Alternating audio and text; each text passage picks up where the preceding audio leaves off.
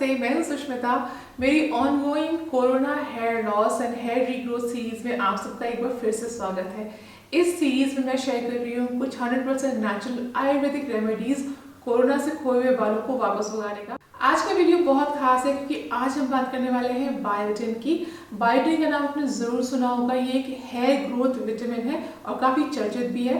Market में कई सारे ब्रांड्स के बायोटिन सप्लीमेंट्स अवेलेबल हैं, जैसे कि biotin powders, biotin gummies, biotin pills वगैरह वगैरह। बहुत से लोगों को बायोटिन सप्लीमेंट्स सूट नहीं करते और काफी लोग शिकायत करते हैं कि इन्हें लेने के बाद उन्हें एक्ने, एक्सेसिव ऑयलीनेस या वेट गेन की प्रॉब्लम आई है। तो ऐसा क्या किया जाए कि हमें बायोटिन का मैक्सिमम बेनिफिट भी मिले और कोई साइड इफेक्ट भी ना हो। तो आज के वीडियो में मैं लेकर आई हूँ मेरी एक सीक्रेट रेसिपी और ये है नो शुगर 100% नेचुरल घर के बने हुए बायोटिन लड्डू। इससे आपके हेयर की न्यू ग्रोथ भी होगी, हेयर फॉल कंट्रोल होगा और कोरोना के बाद जो वीकनेस आई है बॉडी में वो फटाफट छूमंतर हो जाएगी।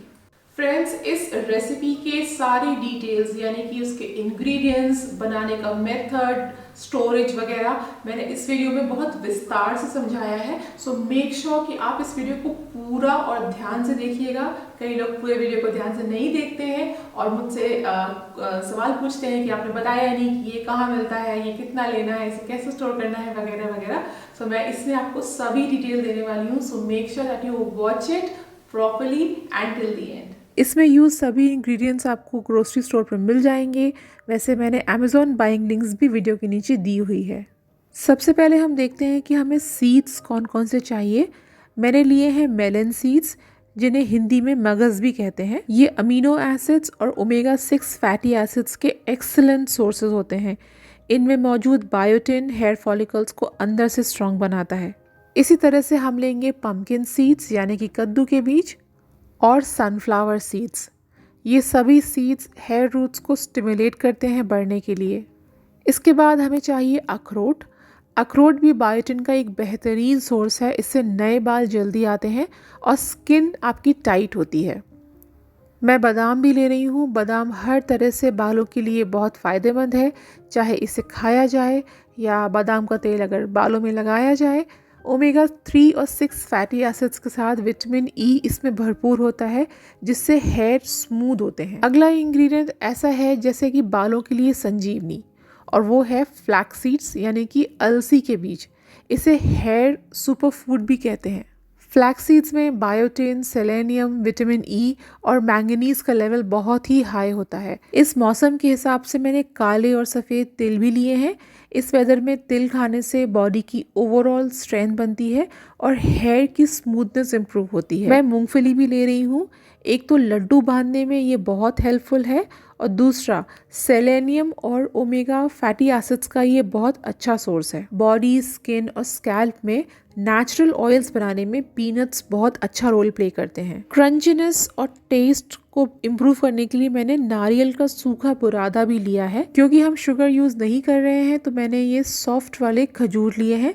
इन्हें अच्छी तरीके से साफ करके मैंने बीज निकाल लिए हैं। एक बात का ध्यान रखिएगा फ्रेंड्स कि खजूर हमेशा प्रीमियम क्वालिटी का ही लीजिएगा इस रेसिपी में, क्योंकि किरकिराहट वाले अगर गंदे खजूर आप यूज़ करते हैं तो आपकी बाकी की सारी महंगी इंग्रेडिएंट्स और आपकी सारी मेहनत ख़राब हो सकती है। अब बनाने का प्रोसेस शुरू करते हैं। मैं एक भारी तली के पैन में एक एक करके सारे सीड्स को ड्राई रोस्ट करूँगी। मैं अलग अलग इसीलिए कर रही हूँ इन्हें रोस्ट, क्योंकि हर सीड का साइज़ और टेक्सचर अलग है और अगर एक साथ इसे हम रोस्ट करते हैं तो कभी कभी ये कच्चे पक्के से रह जाते हैं। आँच को मीडियम ही रखिए। कोई भी सीड्स या बाकी के इंग्रेडिएंट्स जलने बिल्कुल नहीं चाहिए। एक बात और, मैं जितनी भी मात्रा बता रही हूँ इंग्रेडिएंट्स की, उसमें 35 से 40 लड्डू बनेंगे। अगर आपको कम लड्डू बनाने हैं तो सभी सामग्री की मात्रा आधी आधी कर लें। तो मेलन, पम्पकिन और सनफ्लावर सीड्स रोस्ट हो गए हैं, इन्हें अलग रख लेते हैं। अब लेंगे मूंगफली। फ्रेंड्स, जैसा कि मैंने कहा कि इस क्वांटिटी में इंग्रेडिएंट्स लेने से लगभग 40 लड्डू बनेंगे। अगर आपको कम बनाने हैं तो सभी की मात्रा आप कम कर लीजिए, यानी कि आधी कर लीजिए। फ्लैक्स सीड के रोस्ट होने की खुशबू बहुत ही प्यारी लगती है मुझे, जैसे कि सर्दियों में गरम गरम सूप की खुशबू आती है। काले और सफ़ेद तिलों को मिलाकर रोस्ट कर रही हूँ। हेयर के साथ साथ आपकी स्किन भी इससे बहुत स्मूथ होती है। वॉलनट्स और आलमंड्स को रोस्ट बहुत हल्का करें, इसके न्यूट्रिएंट्स जो होते हैं वो जल्दी नष्ट हो जाते हैं, इसलिए बहुत ही लाइटली ही इसे हमें रोस्ट करना है। लास्ट में है नारियल का नंबर। कोकोनट की फ्रेग्रेंस भी मुझे बहुत पसंद है।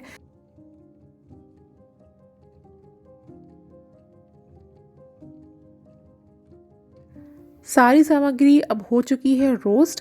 अब इसे एक एक करके मिक्सर में हम पीसेंगे। सबसे पहले पीसते हैं हमारा सीड मिक्स। मैं इन्हें बहुत बारीक नहीं पीस रही हूँ। लड्डू में थोड़ी सी क्रंचीनेस रहती है अगर आप के सीड्स थोड़े दरदरे पिसे होते हैं, और लड्डुओं में थोड़ा टेक्सचर भी आता है। इन सभी को एक बड़े बर्तन में आप रखते जाइए, क्योंकि बाद में मिक्स करने में आसानी होगी अगर आपका बर्तन बड़ा है तो। पीनट्स के छिलके मैंने हटा लिए हैं, इसे भी दरदरा पीसेंगे।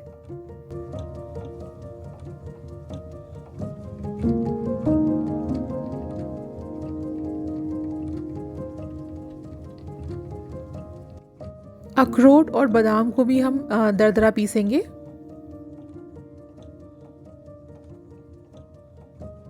ये फ्लैक्सीड भी हो गया है।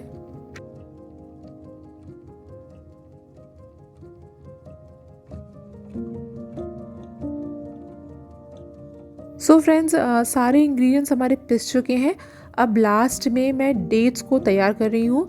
जैसे मैंने कहा था कि खजूर आप हमेशा अच्छी क्वालिटी का ही लीजिएगा। गंदे और कंकड़ वाले खजूर अगर आप लेते हैं तो सारी मेहनत आपकी ख़राब भी हो सकती है। खजूर को पीसने में बहुत पेशेंस लगती है। इसे मैंने पीस कर अच्छे से मैश भी कर लिया है। जितना बारीक खजूर रहेगा उतना अच्छा आपका लड्डू बनेगा। ये लगभग 2 कप मेरे पास मैश्ड खजूर है। अब सारे ड्राई इंग्रेडिएंट्स को एक साथ मिक्स करना शुरू करेंगे। पानी या किसी भी तरह के मॉइस्चर से इसे एकदम दूर रखिएगा, वरना आपके लड्डू ख़राब हो जाएंगे। 2 बड़े चम्मच मैं इलायची का पाउडर मिला रही हूँ, इससे हमारे लड्डू में बहुत अच्छी खुशबू आएगी। तिल को मैंने नहीं पीसा है, क्योंकि साबुत तिल से बहुत अच्छी क्रंचीनेस आती है। जैसे जैसे इसे आप मसलेंगे वैसे सारे सीड्स और नट्स का तेल अपने आप निकलने लगेगा। लगातार कम से कम 10 मिनटों तक मैश करने से इसका काफ़ी सारा ऑयल अपने आप रिलीज़ हो गया है। इसमें मैंने घी अभी तक नहीं मिलाया है। अब मैश किया हुआ खजूर मिलाते हैं। 10 मिनट तक अभी और आपको मैश करना होगा, ताकि ड्राई और वेट इंग्रेडिएंट्स आपस में अच्छी तरीके से मिल जाएं। अगर आपको आपका मिक्सचर ड्राई लग रहा है तो आप 1 छोटा चम्मच घी डाल सकते हैं। फ़िलहाल मुझे यहाँ पर ज़रूरत नहीं लग रही है, इसमें से काफ़ी सारा ऑयल अपने आप रिलीज़ हो रहा है। चलिए अब इसके लड्डू बनाते हैं। ये देखिए कि बगैर घी के भी लड्डू आसानी से बनने लगे।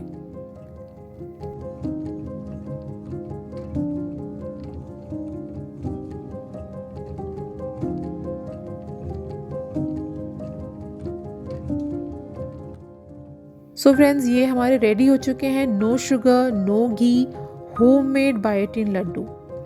इसे एक एयरटाइट कंटेनर में अगर आप मॉइस्चर दूर रखते हैं तो 1 मंथ तक ये आराम से स्टोर हो जाएंगे।